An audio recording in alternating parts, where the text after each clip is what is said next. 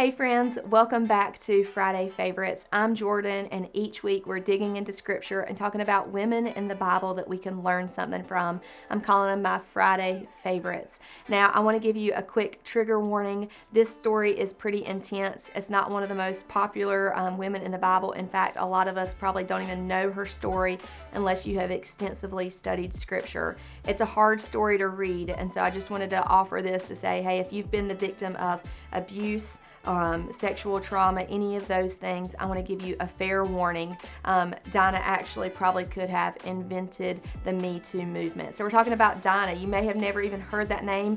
I haven't heard it a lot. I may be saying it wrong. It could be Dinah. I don't know. I'm going to say Dinah though. Dinah is not the most popular. We always hear about Jacob's 12 sons. And in last week's, we've talked about Jacob and his wives and how they had all these children in competition with each other. But there was a daughter, and her name was Dinah.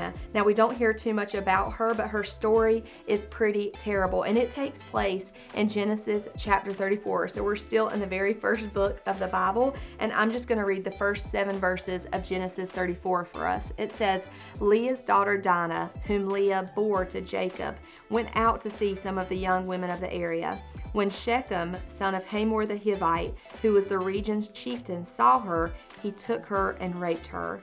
He became infatuated with Jacob's daughter Dinah. He loved the young girl, and he spoke tenderly to her. "Get me this girl as a wife," he told his father. Jacob heard that Shechem had defiled his daughter Dinah, but since his sons were with his livestock in the field, he remained silent until they returned. Meanwhile, Shechem's father Hamor came to speak with Jacob. Jacob's sons returned from the field when they heard about the incident, and they were deeply grieved and very angry, like righteously angry, right? I would want brothers who would stand up for me like this.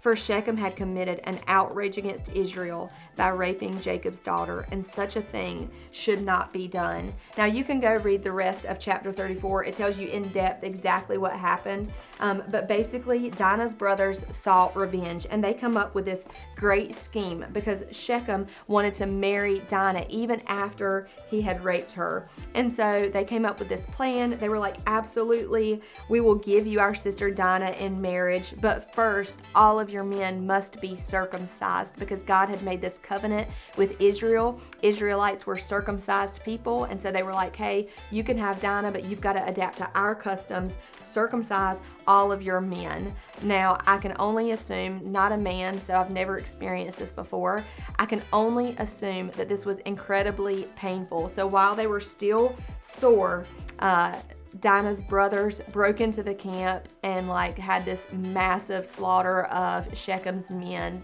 They took revenge for their sister. They completely annihilated them because they were so furious by what had been done. So there are these huge themes in Dinah's story of deceit and pride and revenge. And in fact, Jacob was displeased with what they did and said, hey, you shouldn't have done things this way. It's just a good reminder that revenge is not ours to take.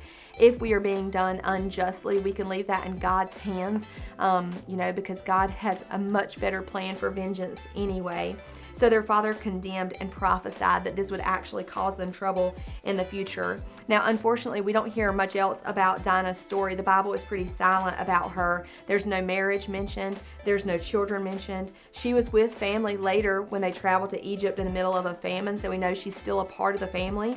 But we don't really know what else happens in Dinah's life. And her story is a pretty sad one, but it explains why Judah received Jacob's blessing. And Judah is the line that Jesus came through. So there are important themes from it. But I think as far as what we can learn is that God sees and God is the one who defends. Now, you may be facing something in your life that you're like, this is unjust. This is not right. Does anybody see what's going on? This is so wrong. And I just want to encourage you today that if that's you, if you're experiencing injustice in your workplace or in your family or in your relationships, know that God sees you. And the scripture says that vengeance belongs to God. He's so much better at handling things like that. So as hard as it is to let go of control and let God be God, that's my encouragement to you today, is let Him be the one to have vengeance. Don't fall into this same trap of deceit and pride and vengeance and taking matters into your own hands. I also want to say there's scripture in Romans that says that God works all things together for our good. I believe it's Romans 8:28. and even things in life that seem like they're not good, that are horrible and detestable.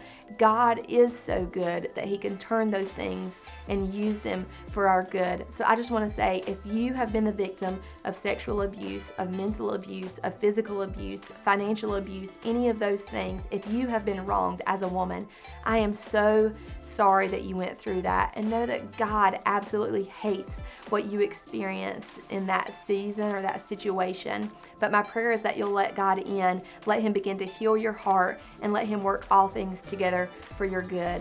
I'm really glad that you joined us this week for this really hard study on Dinah, and we'll see you next time on Friday Favorites.